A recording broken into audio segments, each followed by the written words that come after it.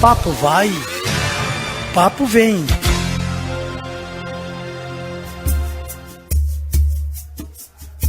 Antônio Souza Prudente, ex-seminarista, poeta, professor, juiz e atual desembargador federal da cadeira do Direito Ambiental no TRF em Brasília.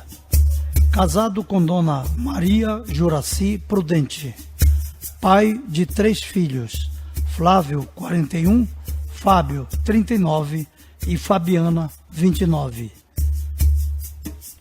Souza Prudente foi quem mandou abrir os arquivos da ditadura depois de 27 anos sob questionamento na Justiça Federal. Na entrevista a seguir, aqui e agora. Desembargador, inicialmente, obrigado por ter vindo ao programa. Eu agradeço o convite, Melo, que me foi dirigido por você, e agradeço também aos seus ouvintes. O seminarista, há 33 anos atrás, foi por influência dos pais ou era suposta vocação que brotava, e com que idade, desembargador?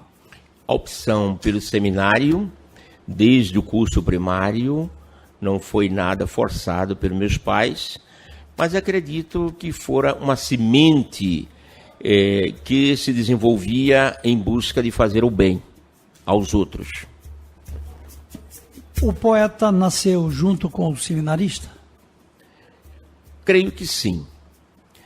A poesia despertou em mim através de uma influência próxima do então bispo de Propriá, Dom José Brandão de Castro, um poeta simbolista da linha de Alfonso de Guimarães.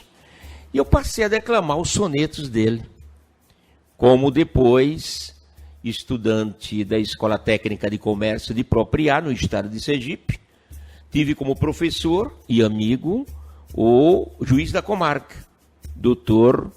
Fernandes de Brito, que é o genitor do ministro Carlos Aires Brito, outro grande poeta. Antes de chegar à justiça, o senhor foi professor também. Seguiu fazendo as duas coisas juntas? Antes de chegar à justiça, eu iniciei o magistério secundário como professor de francês e de história do Brasil, lá na minha terra natal. E, portanto, criei gosto pelo magistério. E, dali para frente, não abandonei mais essa profissão. Antes do desembargo, o senhor foi juiz em Macapá, inclusive. Valeu a pena? Valeu a pena. Em toda a minha judicatura por este norte do Brasil, sobretudo na Amazônia, eu pude exercer a magistratura com muito prazer e também o magistério, através de palestras e conferências cujos temas eram relacionados com o exercício de minha judicatura. Toda profissão, para ser bem executada, tem que ser encarada como um sacerdócio. É assim para o senhor, desembargador? Sem dúvida. Se eu tivesse chegado ao sacerdócio segundo a ordem de Melquisedeque, isto é, padre religioso, como cheguei a estudar até o período de filosofia, eu creio que teria realizado um projeto de vida importante. Mas quis Deus que eu abraçasse um outro sacerdócio, que é o sacerdócio da magistratura segundo a ordem constitucional do país. E neste sacerdócio também eu me realizo. O senhor disse recentemente ao jornal Correio Brasiliense que fazer justiça neste país é um desafio e um exercício constante de coragem. Por quê, desembargador?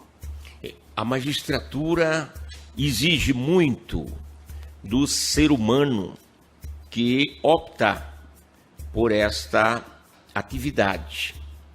Até porque, costumo dizer, o juiz, ele exerce uma cidadania ampliada. O juiz, para ser juiz, Melo, ele precisa ter consciência de que ele não se pertence. Portanto, ele tem que ter esse idealismo de abraçar a causa da justiça, que é a causa de todos. E muitos pensam que é juiz só pelo fato de ser aprovado no concurso para a magistratura e até muito bem colocado nesse concurso e toma posse e faz o discurso, né, de posse como o primeiro colocado. Mas ele não é juiz.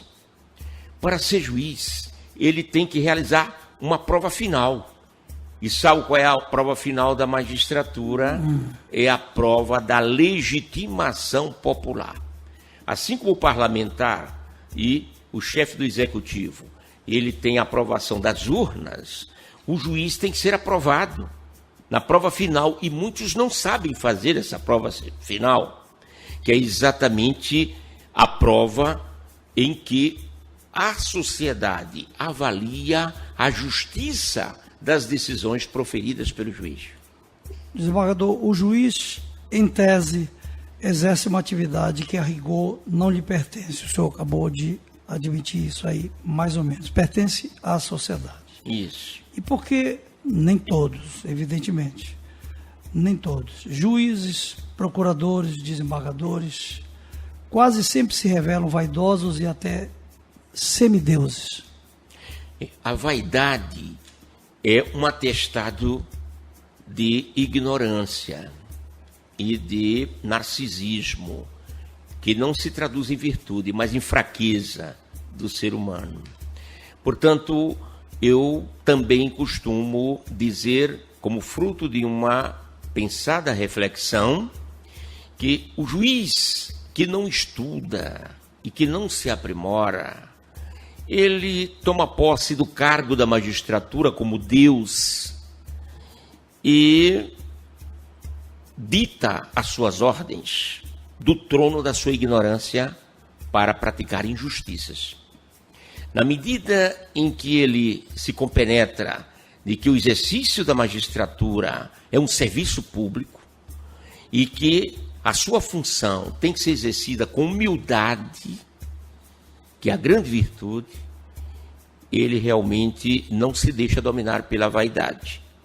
A vaidade ofusca, obscurece e cega o magistrado. Mas, felizmente, em escala pequena. Não diria que em escala bem pequena, em escala bem expressiva.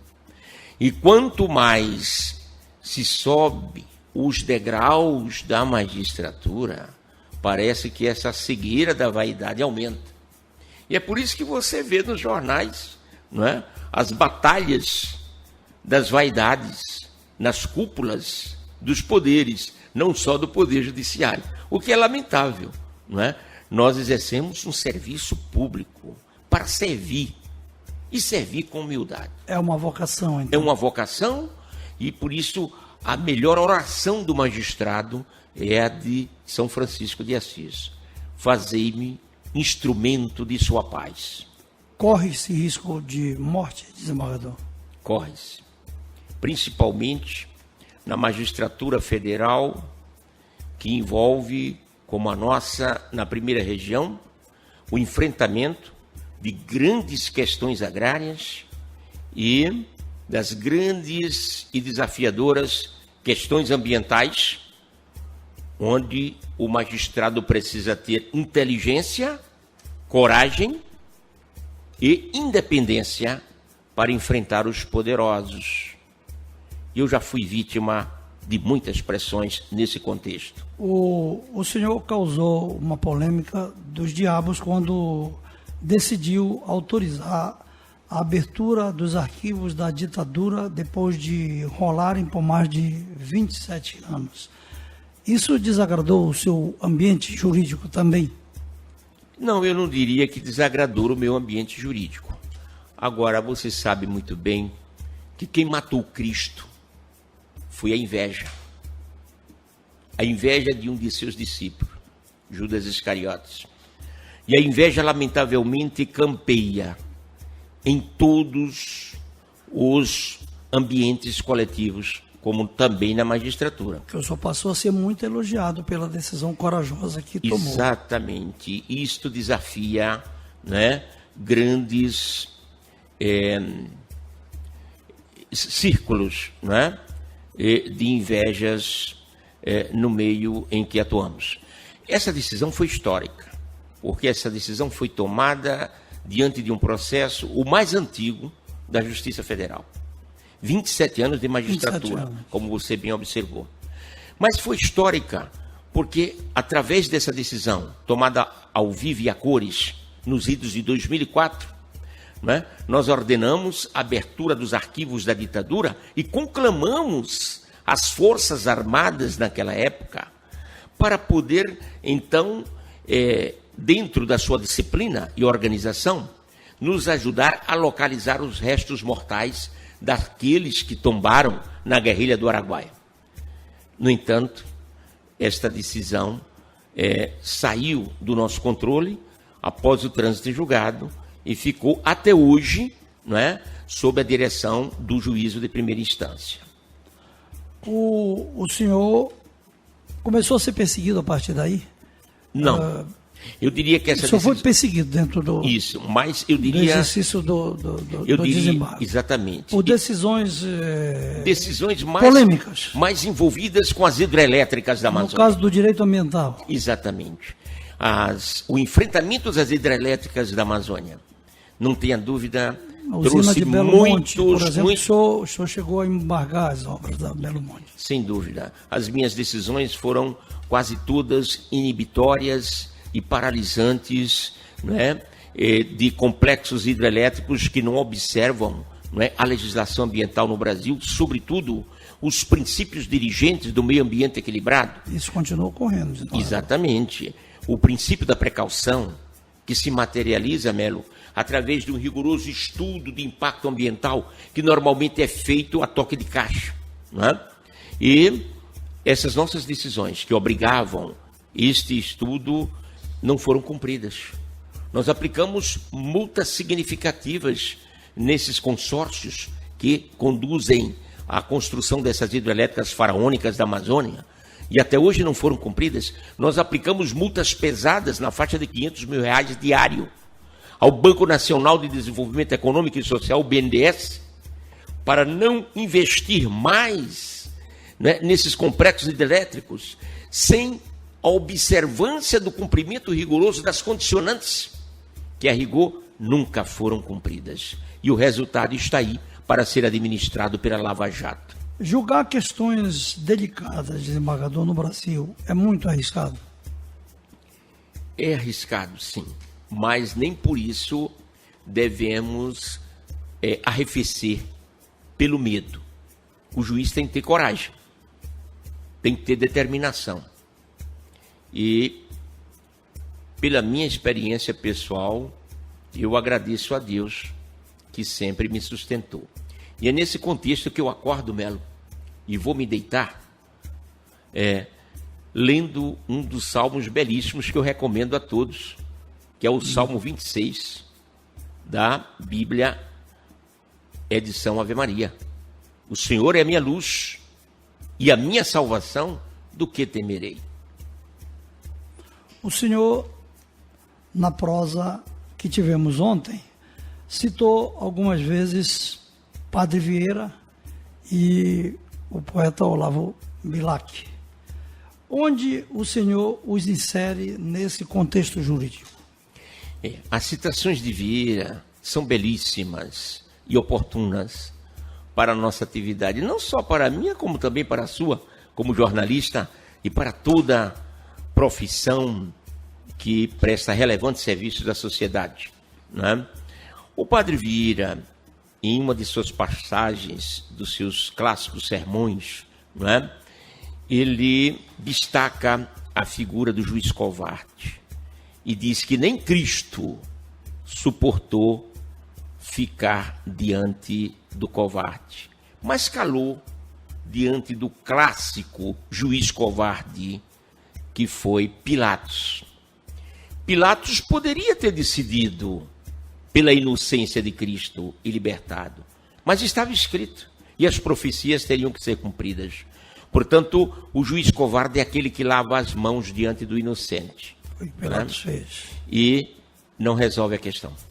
Foi por isso, então, que o senhor chamou Pilatos, na entrevista ao jornal Correio Brasiliense, de um juiz covarde, carreirista, bajulador e corrupto. Exatamente.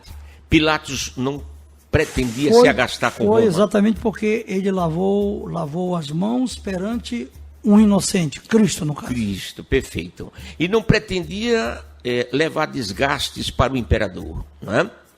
Ele queria agradar as turbas enfurecidas, por isso ordenou a libertação de Barrabás, o rebelde, e entregou Cristo inocente à fúria do povo que pretendia crucificá-lo. Ainda no caso Pilatos, né? Citado pelo senhor. Nos tempos atuais, desembargador, ainda existem juízes com esse perfil de Pilatos, por exemplo, covardes, carreiristas, bajuladores e corruptos ou frouxos, por assim dizer? Lamentavelmente, ainda há muitos com este perfil. E não deveria existir. Mas o juiz que já em primeira instância, ele nega a jurisdição.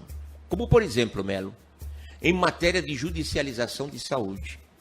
A despeito da sólida jurisprudência já afirmada pelo Supremo Tribunal Federal, na liderança desse extraordinário juiz, que é o ministro Celso de Mello, seguido pelos seus colegas, pelos seus pares, como a ministra Carmen Lúcia Antunes Rocha, Marco Aurélio de Mello e outros que tomam a mesma postura na Suprema Corte, diante de direitos fundamentais, como o direito fundamental à saúde, como diz a Constituição, o direito fundamental à vida. São direitos impostergáveis. E o juiz nega jurisdição por entender que distribuir medicamentos a quem dele precisa contraria a política econômica do governo de plantão. E a pergunta é, nesse contexto histórico, e que governo é este? Da desgovernança? Onde os milhões que poderiam ser empregados em educação, em habitação, em saúde, aparelhados os hospitais e as escolas, e tudo vai pelo ralo, diante da roubalheira que a Lava Jato agora nos expõe todos os dias como resultante de suas investigações. O juiz não pode entrar nesse contexto pensando que, agradando o governo de plantão, ele vai fazer a sua carreira. Não fará, porque existe um grande juiz, Melo, que nos conduz e nos vigia, e com o qual nós o encontraremos um dia. O juiz tem que ter esse espírito de transcendência, saber que há um sermão da montanha que precisa ter eficácia. Bem-aventurados aqueles que têm fome e sede de justiça, porque serão saciados. Bem-aventurados os misericordiosos, porque alcançarão misericórdias. E ele vai dizer para esse juiz covarde, carreirista, um dia: eu estive doente e você não me liberou o medicamento com a sua liminar. Eu estive hospitalizado e você não me deu uma antecipação de tutela para me garantir a internação. Portanto, maldito, eu não posso recebê-lo na casa de meu pai. Nós estamos conversando com o desembargador federal do TRF, Antônio Souza Prudente, que está desde a última quarta-feira em Macapá. Também na conversa que tivemos ontem, desembargador, o senhor admitiu que num juramento o senhor teria dito que jamais praticaria a justiça injusta. Significa que a justiça tem o seu antônimo também, o seu oposto, o seu contrário? A rigor, quando assumi o cargo de desembargador federal em Brasília, na primeira região, eu fiz, como todos fazem, um compromisso solene de cumprir a Constituição do Brasil, que é um diploma fundamental, mas eu fiz uma variação, uma exegese, no que se refere à fórmula ritual de cumprir as leis do país. Então, perante um auditório repleto de autoridades públicas e das Forças Armadas do Brasil, que lá compareceram, eu prometi cumprir a Constituição e as leis justas do país. Porque a lei injusta, ela não é constitucional. Ela agride a Constituição naqueles postulados fundamentais do Estado democrático de direito e de justiça social. Veja que um dos fundamentos do Estado de Direito é a dignidade da pessoa humana, que temos que preservar. Um dos fundamentos do Estado democrático de direito é a cidadania, que temos que construir. E um dos fundamentos maiores da República Federativa do Brasil é construirmos, todos nós, em todas as nossas atividades, na sua, como agora você está atuando como jornalista, e na minha como juiz, construirmos uma sociedade solidária, justa e livre. Leis que agridem esses postulados não devem ser aplicadas no país. Nos fale sobre letargia. A justiça brasileira, desembargador, está menos lenta hoje em dia? Creio que não. Nós, ainda que de forma morosa no sentido de que os programas de atualização da justiça ainda são um pouco obsoletos, por falta de verba orçamentária, não é? Mas a justiça precisa ser mais ágil, não é? Precisa estar melhor aparelhada com os meios da tecnologia moderna.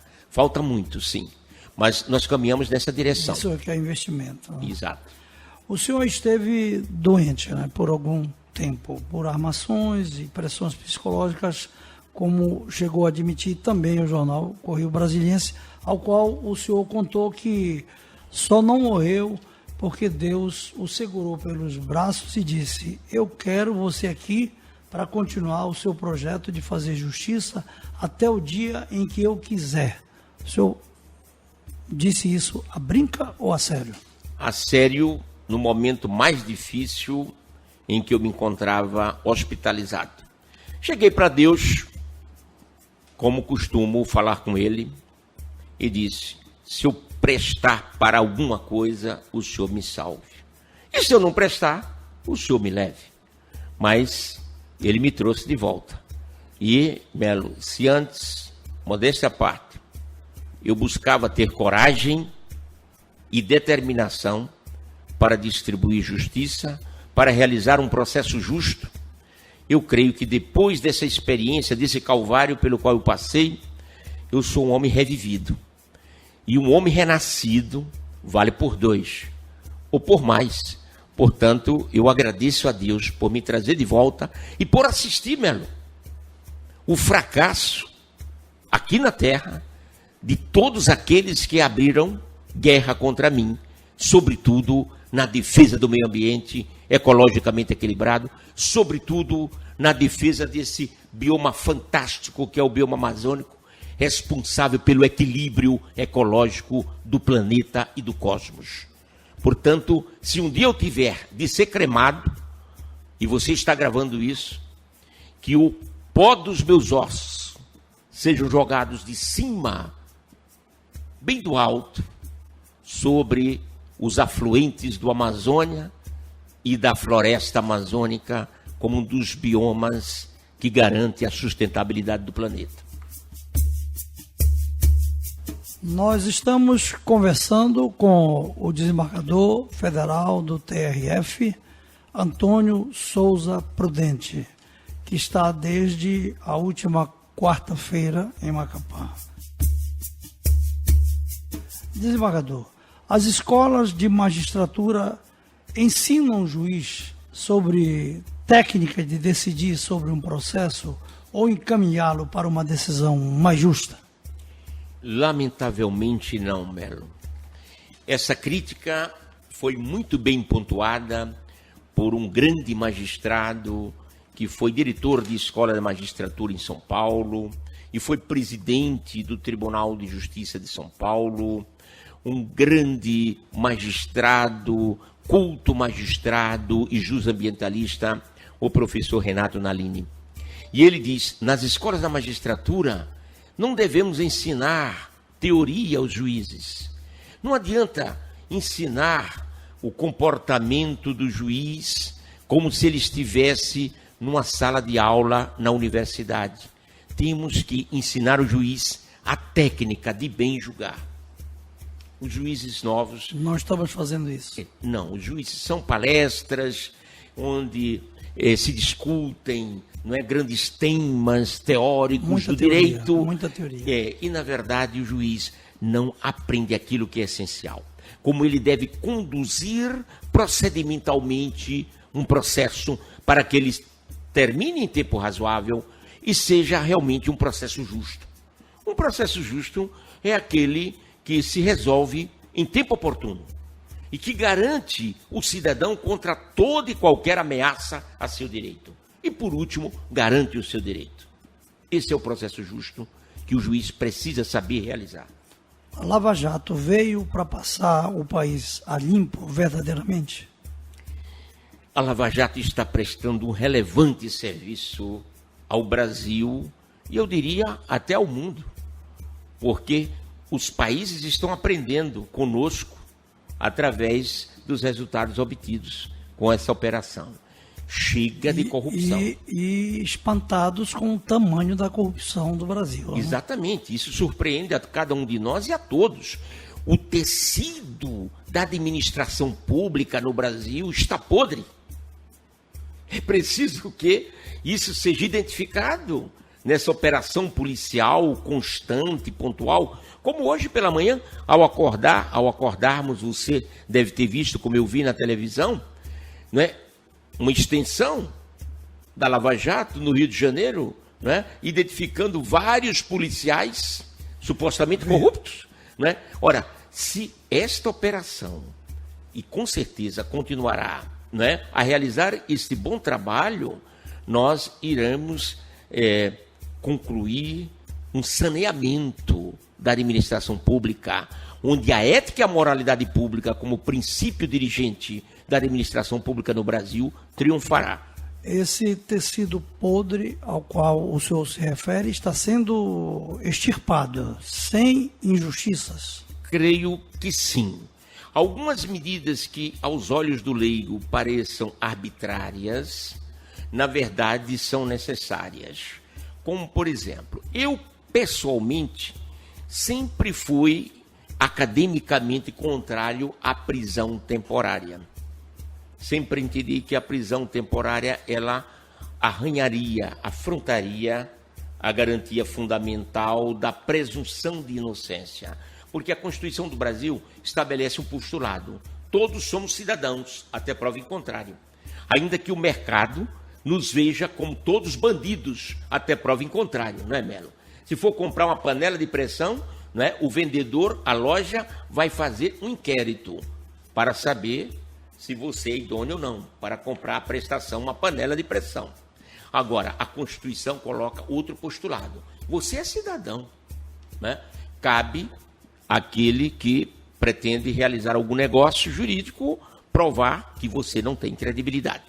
Bom, e, portanto, eu acho que a Lava Jato está trilhando nesse caminho, né, de presunções, é bem verdade, de indícios, né, mas tem alcançado ótimos resultados e desbaratinado grandes quadrilhas organizadas nesse país.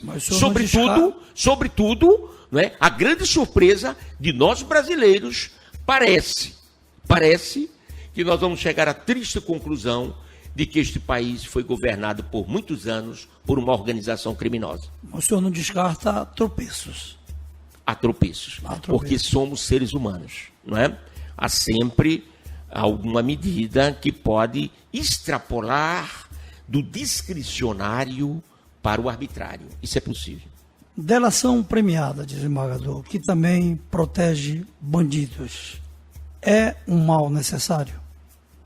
A delação premiada é um instrumento que parece estar sendo aceito, né, por todas as instituições do Poder Judiciário no Brasil e no exterior. Não é uma figura que surgiu no Brasil, né? Eu diria que é algo importado, não é? de outros países com sucesso. E Itália fez isso, né? Itália, especialmente a Itália. E, portanto, eu creio que este mecanismo tem ajudado bastante, né, as investigações policiais e do Ministério Público e, portanto, considero um instrumento necessário. Desembargador Federal Souza Parente, do TRF. Sérgio Moro é um juiz corajoso? É corajoso. E por isso eu respondi numa entrevista ao Correio Brasiliense recentemente sobre admitir-se ou não, né, um foro privilegiado ou eliminá-lo, né, da estrutura do judiciário. E então a pergunta foi endereçada também ao juiz Sérgio Moro, né, o que é que eu achava da atuação do juiz Sérgio Moro. Eu considero um exemplo de magistrado pelo fato de não ser um juiz midiático. O Sérgio Moro, ele não procura aparecer na mídia, mas a mídia que o procura por aquilo que ele produz. E evidentemente que o bom trabalho da justiça tem que ser mostrado. Não cabe aqui uma falsa modéstia. Há juízes que não gostam, têm ojeriza da imprensa, né? Passam longe dos senhores. Mas eu acho que se nós escondermos o bom trabalho que o juiz realiza, então a sociedade não pode acompanhar esse trabalho, não poderá avaliar. E nós desenvolvemos uma atividade que é de interesse público. O Sérgio Moro tem essa qualidade. Ele é um juiz modesto, corajoso, independente e culto. E mais, um juiz expedito, ágil, que profere decisões em tempo recorde. Ele seria um ícone, então. E eu perguntaria para o senhor, a justiça brasileira precisa, então, de mais ícones como um Sérgio Moro? Eu penso que sim. Para que nós possamos, digamos, até cogitar de eliminar a figura do foro privilegiado. Mas, no momento, eu não acho aconselhável extinguir o foro privilegiado, porque nós não temos réplicas de Sérgio Moro. E explico. Imagine você que a maioria dos magistrados, na condição de Sérgio Moro, né, dificilmente teria colocado tanta gente na cadeia com sentença de mérito. Portanto, já esgotada toda a instrução em tempo razoável e proferindo a sentença necessária. O que nós temos na experiência da judicatura brasileira de primeira instância e de segunda instância é exatamente uma demora injustificável, a ponto de, quando o processo chegar à última instância derradeira, para definir sobre a validade ou não das defesas que veiculam nos recursos processuais, o Tribunal Superior não tem outra saída, a não ser decretar a prescrição da pena em concreto. E aí a impunidade reinará no país. O Brasil tem musculatura, estaria preparado suficientemente para ter 2 presidentes em menos de 4 anos, como pode ocorrer caso Temer venha a ser afastado? Essa é uma questão que interfere numa avaliação de governança do país, não é? Uma governança política com perspectiva de manter-se, não é, os projetos de reformas, não é, necessárias para que o país possa andar com tranquilidade em busca do seu desenvolvimento sustentável. É uma pergunta difícil de responder, mas como cidadão eu vou tentar emitir aqui o que eu penso, não como juiz, mas como cidadão brasileiro. Eu creio que nós estamos vivendo um momento histórico difícil, até porque suponhamos que o presidente seja afastado do cargo. A verdade é que nós ficamos numa incógnita. A quem eleger para continuar, não é? Buscando a aprovação congressual das reformas que nós precisamos. Teríamos no Brasil hoje um candidato com perfil de idoneidade para isto? Eu não saberia responder. Portanto, como cidadão, eu fico no impasse e acredito que isso acontece com muita gente. Se o presidente, porventura, permanecer no cargo, creio eu que ele vai ficar numa condição de permanente e rigorosa vigilância dos olhos da sociedade através dos seus segmentos de investigação, como Polícia Federal, Ministério Público, Tribunal de Contas da União e outros órgãos, né? E até mesmo a postura presidencial tem que se alinhar aos reclamos da sociedade. Estamos, então, com carência de valores éticos atualmente. Perfeitamente. A ética está em grau praticamente zero, não é? A ética da governança política no Brasil está em crise. Isso me parece óbvio, não é? E em todos os segmentos de poder.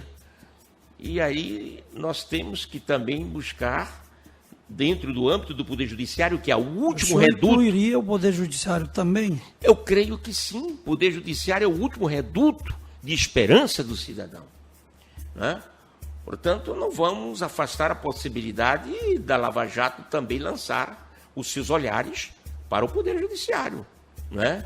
E, evidentemente, se houver necessidade de aprofundar suas investigações. Agora vamos falar do poeta Souza Prudente. O senhor já escreveu livros? Eu diria que por falta de tempo. Eu tenho dito que durante algum tempo era meu propósito publicar vários poemas que eu escrevi na época de estudante das arcadas do Largo São Francisco.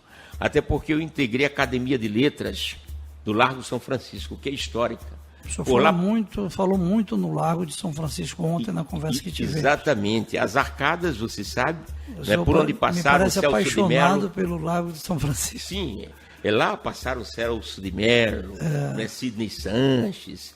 Mas antes dessas figuras ilustres de hoje, outras figuras, né, de antigamente, como Castro Alves, Rui Barbosa.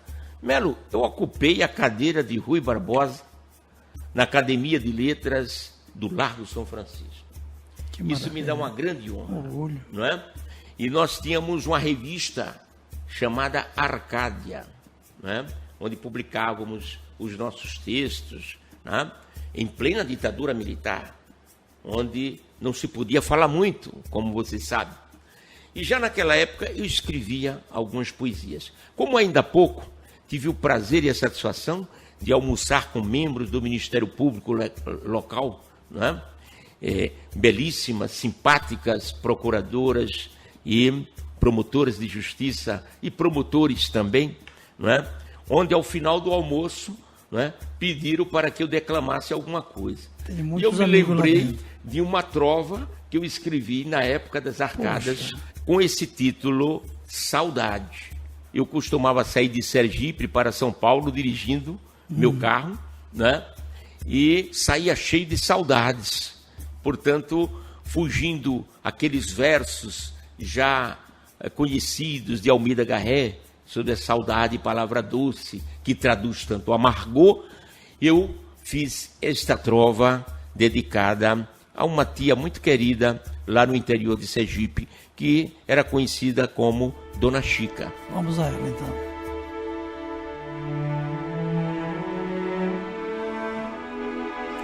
A saudade, Dona Chica, segundo alguém me contou, é tudo aquilo que fica daquilo que não ficou. Saudade. Agora, se você tiver tempo, eu posso lhe declamar aqui o poema que escrevi às margens do rio Tapajós. Então eu escrevi um canto de esperança que vale hoje e sempre para a Amazônia. E repeti este poema num julgamento que aconteceu em favor dos índios Xicrins e Caiovás, né? Que tiveram as suas terras, né, agredidas ambientalmente pela atividade mineradora da empresa Vale do Rio Doce, decisão que foi confirmada recentemente pelo plenário do Supremo Tribunal Federal, onde nós paralisamos essa atividade e condenamos a Vale a um seguro calção ambiental de R$1 milhão por mês em favor de cada uma das aldeias desses povos indígenas. Cada aldeia. Exato. E lá eles estavam assistindo o julgamento em dezembro de 2015. Parecia, Melo, aquele quadro de Pedro Américo, na primeira missa do Brasil. As índias com as suas crianças nos braços, os caciques todos a rigor com seus cocares. E ao final, vitoriosos, eu lhes dediquei este poema de Santarém. Canto da Esperança.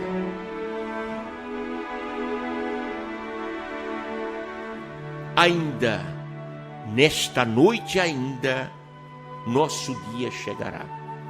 Nosso dia chegará, trazendo chuva semente e distribuindo o sol. Não haverá mais noites, não haverá mais sombras, sobreexistirá a luz, porque ainda, nesta noite ainda, nosso dia chegará. Nosso dia chegará e a musa sem Parnaso, com seu vestido de orvalho e os pés no chão, acordará madrugadas e ofertará aos pobres e oprimidos a difícil solução, porque ainda, nesta noite ainda, nosso dia chegará. Todos caminharemos juntos de mãos dadas, conjugando o verbo amar, e depois, alados, num gesto unânime de infinito amor, tomaremos a nave da esperança rumo à estrela polar, porque ainda, nesta noite ainda, nosso dia chegará.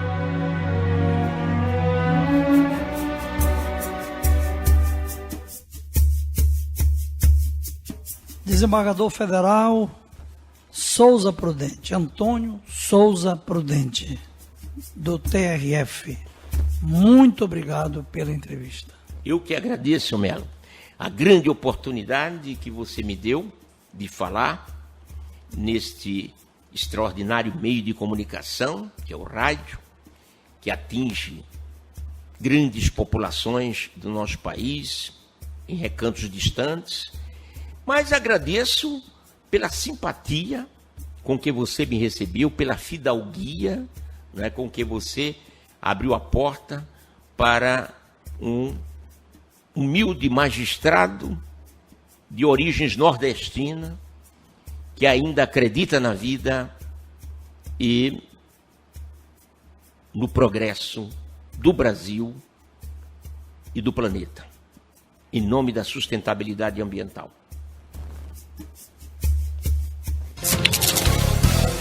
Papo vai, papo vem.